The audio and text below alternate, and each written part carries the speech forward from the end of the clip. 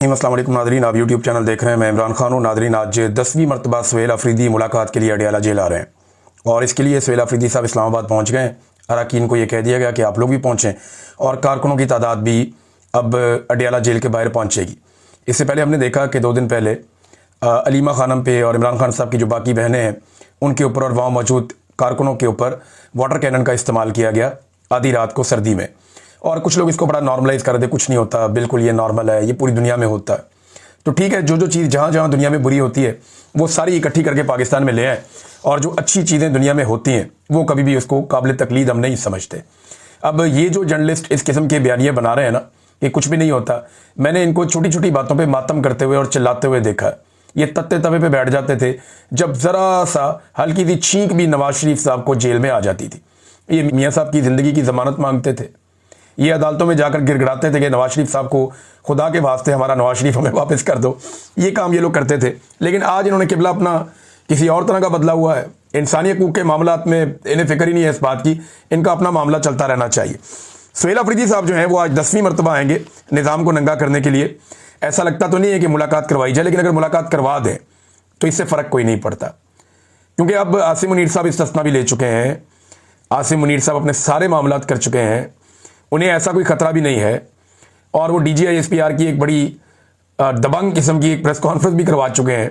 तो अब मुलाकात होने दें, इससे कोई फ़र्क नहीं पड़ता। लेकिन मेरे ख्याल में ये ज़िद का मामला है, वरना इमरान खान की बीवी की तो मुलाकात कम से कम करवा देते, उनकी अहलिया की मुलाकात भी नहीं करवा रहे। बहरहाल सुहेल अफरीदी का और चंद और लोगों का नाम दिया गया है, वो आज 10वीं मरतबा इस निज़ाम के कपड़े उतारने आएंगे। तो निज़ाम जो है वो हर दफ़ा अपना एक कपड़ा खुद ही उतार के उनके कदमों में फेंक देता है। ये हालात हो गए हैं और ये सियासतदान जो आज ये सारा माहौल इंजॉय कर रहे हैं ना, बिलावल समेत। बिलावल साहब कल दोबारा आए सामने। बिलावल जरदारी ने लाहौर के अंदर कुछ एक्टिविटीज़ की हैं और उसके बाद कहा जी PTI जो है दहशतगर्दों की तरह बिहेव करती है तो इनके ऊपर पाबंदी लगनी चाहिए। बिलावल साहब, कराची में असला कौन बांटता था? आपका वज़ीर दाखिला। गैंग वॉर कौन करता था? Pakistan People's Party. अभी इंडिया ने एक मूवी भी बनाई है वो रहमान डकैत के ऊपर। ये किसका आदमी था? बेनज़ीर भुट्टो की गाड़ी चलाता था ना, याद है आपको? बिलावल, आपको मैं याद दिलाता हूं। ये मिर्जा साहब क्या गुल खिला रहे थे, रहमान डकैत क्या कर रहा था, उज़ैर बलोच किसका साथी है? ये जो कराची के अंदर एक अंडरवर्ल्ड पूरा काम करता था, किसके लिए काम करता था? खालिद शहनशाह क्यों कत्ल हुआ था और उसके किनके साथ ताल्लुकात थे? तो बिलावल जरदारी साहब दहशतगर्द कौन है और कौन असला और बंदूक इस्तेमाल करता है, सारी दुनिया को पता है। अल जुल्फ़िकार किसकी थी, ये भी सारी दुनिया को पता है। आप ही की फैमिली ने बनाई थी ना अल जुल्फ़िकार। क्या कारनामे उन्होंने किए थे? क्या पाकिस्तान तहरीक इंसाफ ने आज तक बंदूक उठाई? एहतजाज उन्होंने ज़रूर किया, एहतजाज किया, मुकाबला किया। एक आदमी आप ऐसा नहीं दिखा सकते जिसको पाकिस्तान तहरीक इंसाफ ने गोलियां मारी हैं या किसी एहतजाज में उन्होंने गोलियां चला दी या कहीं पे उन्होंने हमला कर दिया। एहतजाज करने वो ज़रूर गए। कहीं पे लोग, जब एहतजाज करने वालों पे गोली चलती है, आंसू गैस चलती है, तो लोग रिटेलिएट करते हैं बाद, लेकिन गोली किसी ने नहीं चलाई। ये तुर्रा इम्तियाज़ जो है ये पीपल्स पार्टी को तो हासिल है, MKM को भी हासिल है, कई और जमातों को हासिल है। तहरीक लबैक वालों ने भी काफ़ी मार कुटाई की है, लेकिन PTI ने वो नहीं किया। तो बिलावल ना बताएं दुनिया को कि दहशतगर्दी क्या होती है और दहशतगर्द किस तरह के होते हैं, उनका तो ये बनता ही नहीं है बताना। और अब वो पाकिस्तान तहरीक इंसाफ के ऊपर पाबंदी के बहाने इसलिए ढूंढ रहे हैं कि इन्हें यह समझ आ गई है कि पाकिस्तान तहरीक इंसाफ को मैदान में शिकस्त देना नामुमकिन है। लिहाजा मैदान में शिकस्त देने की बजाय बेहतर यह है इनको मैदान से ही आउट करो। उसके लिए गेम की जा रही है, देखते हैं क्या करते हैं। 12 सुहेल अफरीदी साहब जाएंगे और फिर दोबारा खबर बनेगी, दोबारा वो धरना देंगे, बैठेंगे, शोर मचाएंगे। जो भी एक्टिविटी 2 दिन पहले हुई वो भी सारी दुनिया ने देखी और ये भी सारी दुनिया देखेगी। अलीमा खानम ने एक इंटरव्यू दिया ऑस्ट्रेलियन मीडिया को, उन्होंने चंद बातें की। उन्होंने कहा जी अदालती अहकामात के मुताबिक 1 हफ्ते में फैमिली, वकला और इमरान खान साहब के जो दोस्त हैं या सियासी लोग हैं, इनकी मुलाकातों की मद में 24 अफराद की इमरान खान साहब से मुलाकातें ज़रूरी हैं, जो अदालती अहकामात हैं। लेकिन ये पिछले 1 साल से मुलाकातें महदूद कर रहे हैं। ये पहले 6 फैमिली मेंबर से 3 पर और 3 से फिर 1 पर और फिर बिल्कुल मुलाकात पर पाबंदी पर पहुंच गए हैं, ये अलीमा खानम ने कहा। उन्होंने कहा इनके लिए मसला यह है कि इमरान खान इस वक्त 85 से 90% तक अवाम की आवाज़ है और 11 दिसंबर को इंसदाद दहशतगर्दी की अदालत में मैं पेश हो रही हूँ, यानी आज के दिन, और चार्ज होकर शायद सज़ा की तरफ ये मुकदमा जा रहा है। मेरे ऊपर इल्ज़ाम यह है कि इमरान खान का पैगाम मैंने कौम तक क्यों पहुँचाया और इमरान खान का पैगाम यह था कि कौम अपने हुकूक के लिए, जमहूरियत के लिए, रूल ऑफ लॉ के लिए खड़ी हो जाए।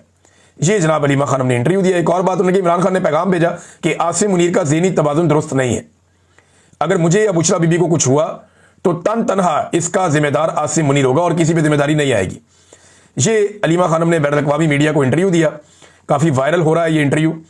और इसके अलावा एक और जनरल नईम लोधी साहब हैं, उन्होंने एक ट्वीट किया है।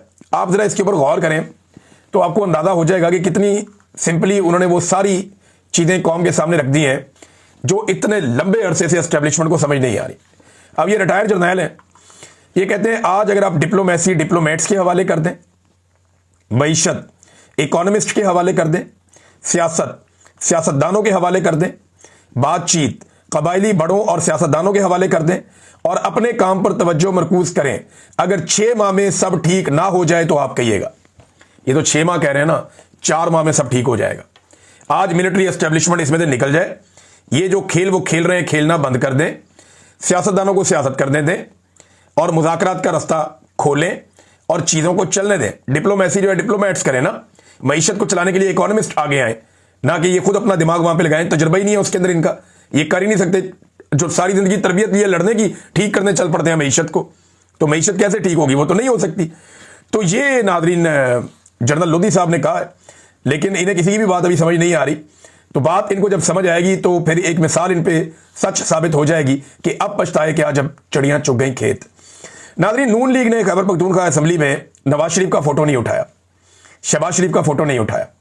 यानी पीटीआई जहां जाती है इमरान खान का फोटो उठाती है ना, यास्मीन राशिद का किसी पॉलिटिकल लीडर का फोटो उठाती है, लेकिन यहां नून लीग ने खैबर पख्तूनख्वा की असेंबली में नवाज शरीफ का नहीं, शहबाज शरीफ का नहीं, मरियम नवाज का नहीं, बिलावल का नहीं, कैप्टन सफदर का नहीं, उसके बेटे का नहीं, उसकी बेटी का नहीं, किसी का फोटो नहीं उठाया। बल्कि खैबर पख्तूनख्वा का जो सदर है अमीर मुकाम, उसका भी नहीं। इन्होंने फोटो उठाया आसिम मुनीर साहब का। यानी अब यह वक्त आ गया नून लीग का कि वो आसिम मुनीर साहब का फोटो उठाते हैं अपने लीडर के तौर पे असेंबली के अंदर जाके। देखिए, और आगे तो जवाब क्या मिला? जवाब ये मिला कि ये पाकिस्तान का आर्मी चीफ है, ये तुम्हारा तो नहीं है, ये फौज का जनरल है, तुम्हारा लीडर नहीं है। वोट को इज्जत दो कहते कहते बूट को इज्जत दे दी। इनकी ड्यूटी बूट चाटने की लगी हुई है। ये तो खुद आसिम मुनीर का शुक्रिया अदा करते हैं कि इन्हें असेंबली में लेकर आए। तो नादरीन, ये असेंबली में तस्वीर पता क्यों लाई गई थी? ये इसलिए लाई गई थी कि पाकिस्तान तहरीक इंसाफ के अरकान गुस्से में आए और कोई झपट के इनसे तस्वीर छीने और कोई वीडियो बने, उसके बाद कोई बहुत बड़ा मुद्दा खड़ा हो जाए और एक नई बहस शुरू हो जाए मुल्क के अंदर। लेकिन पीटीआई उन्होंने भिगो के लित्तर मारे नून लीग को, लेकिन तस्वीर नहीं उन्होंने छीनी, बल्कि बाद में उन्होंने वो इजलास ही खत्म कर दिया। तो ये नून लीग की औकात रह गई है टोटल। उनकी सारी सियासत का इन्हिसार आसिम मुनीर साहब पर है। नवाज शरीफ पे या शहबाज शरीफ पे या कारकर्दगी पे या इनकी सियासत पे या इनकी मकबूलियत पे, किसी चीज़ पर उनका इन्हिसार नहीं है। इनका सारा इन्हिसार आसिम मुनीर साहब पे है कि वो इन्हें बचाएंगे। और आसिम मुनीर साहब को ना, मैं एक वैसे कभी मैं मशवरा देता नहीं, किसी को भी नहीं देता, लेकिन यहाँ हालात इतने ख़राब हैं कि उन्हें चाहिए कि अपने जो मुशीरान है ना, उनको ज़रा तब्दील करें। ख़ासतौर पर जो लोग उन्हें तकरीरें लिख के देते हैं, उन्हें बताते हैं क्या कहना है क्या नहीं कहना। कोई भी असरदार बयानियाँ बनाने में पाकिस्तान की मिलिट्री एस्टेब्लिशमेंट अभी तक मुकम्मल तौर पर नाकाम रही है। आसिम मुनीर साहब कोई भी एक ऐसी तकरीर या एक ऐसा जुमला नहीं कह पाए जो कौम जिसको फॉलो कर रही हो, या उसको अब पुराना माल ले आते हैं, उसकी नई पैकिंग करके बेचने की कोशिश करते हैं। यानी वही बातें जो ज़ियाउल हक के दौर से चली आ रही हैं, वही बातें जो मुशर्रफ के दौर से चली आ रही हैं, जो बातें गुज़िश्ता डिक्टेटर्स कह चुके हैं, वही बातें दोबारा होती हैं। यानी हरमैन शरीफैन की हिफाजत वाला जो बयानिया है वो आपको याद है कि जनरल मुशर्रफ ने भी बेच दिया था, जनरल ज़ियाउल हक ने भी मादी में बेच दिया था। अब तो यानी हमारा एक नया बयानिया होना चाहिए कि हम हमास के हथियारों से इसराइल की हिफाजत करने जाएंगे और इसराइल के तहफ़्फ़ुज़ की ज़मानत जो फ़ौजें देगी उनमें एक पाकिस्तान की फ़ौज भी मुबैना तौर पे हो सकती है। अब तो बयानिया ये बनाना चाहिए। इमरान खान ने रियासत मदीना कहा, उसकी जगह पे जनरल साहब को बताया गया कि आप रियासत तैयबा का नाम ले लें, तो क्या फ़र्क है?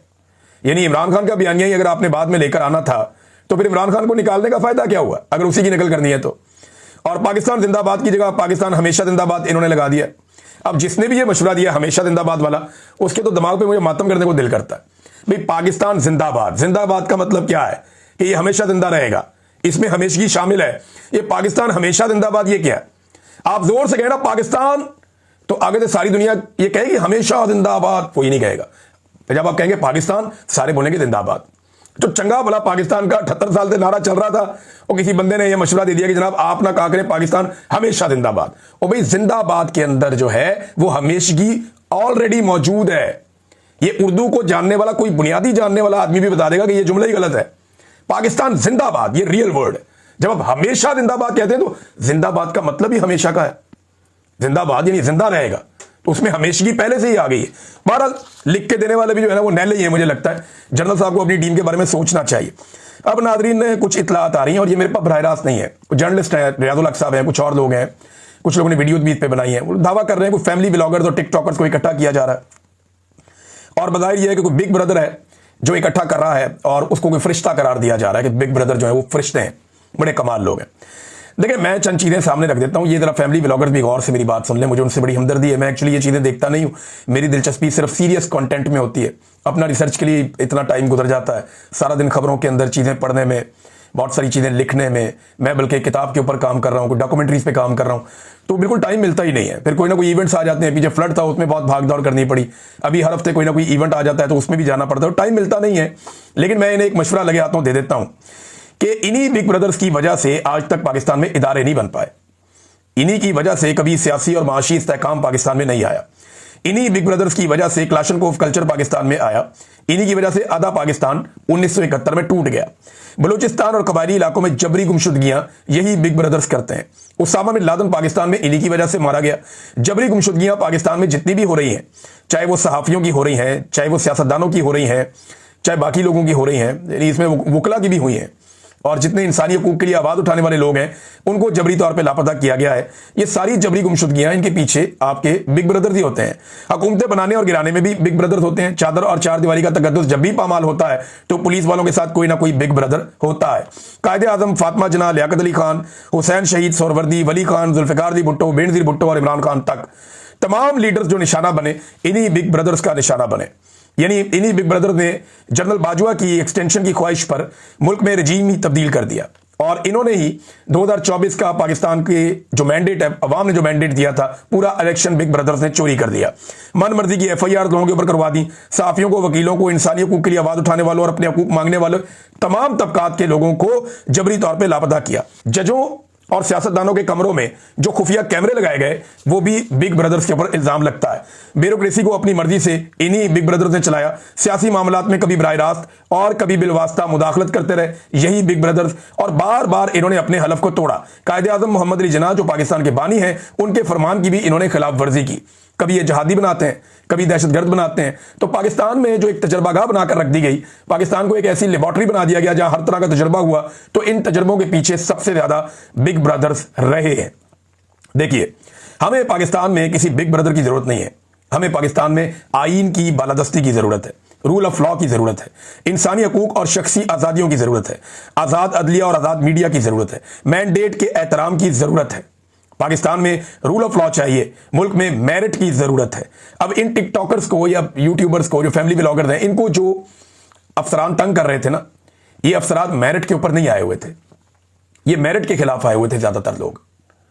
और क्योंकि इनको बिग ब्रदर्स लेकर आए थे, वो इन्हें अपने मकासद के लिए इस्तेमाल करते रहे कि इमरान रियाज को पकड़ दो, फलाने को पकड़ दो, उसको पकड़ दो, इसको पकड़ दो, तो ये उनके लिए खिदमात कर रहे थे, तो ये आपे से बाहर हो गए और इन्होंने 2 नंबरी शुरू कर दी। अगर ये बिग ब्रदर्स का नाम ना लेते तो शायद बिग ब्रदर्स को कभी कोई एतराज ना होता। आज पाकिस्तान के ऊपर जो नाअहल और करप्ट टोला मुसल्लत है, उसके पीछे भी ये बिग ब्रदर्स हैं। अब ये जो टिकटॉकर्स हैं या जो फैमिली व्लॉगर्स हैं, या तो एस्टेब्लिशमेंट अपने अरबों के बजट में से इनको करोड़ों रुपया दे हर महीने ताकि इनका नुकसान ना हो। और देखें, अवाम की राय के खिलाफ अगर कोई वारदात वाकई डाली जा रही है, तो मैं एक बात सीरियसली बता दूं कि पाकिस्तान के जो सबसे बड़े सियासी एक्टर्स हैं ना, वो इस मुल्क में नाकाम हो गए। एक्चुअली तो ये लोग इंटरटेनर्स हैं, ये लोगों को इंटरटेन करते हैं। तो इंटरटेनमेंट इंडस्ट्री के लोग तब तक कामयाब रहते हैं जब तक कि वो लोगों के साथ जुड़े रहते हैं और लोगों की नजर में कंट्रोवर्शियल नहीं होते। जब वो कंट्रोवर्शियल हो जाते हैं तो उनका डिक्लाइन शुरू हो जाता है देर सवेर।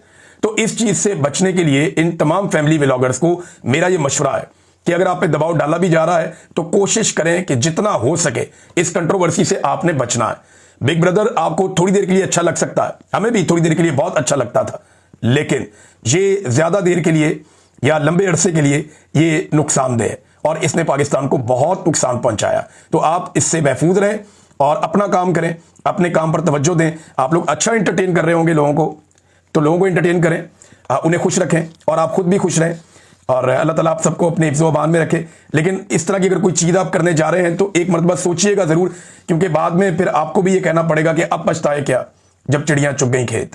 तो इससे आपने बचना है। नाज़रीन, एक खबर मैं आपको और देता हूँ। देखें, पाकिस्तान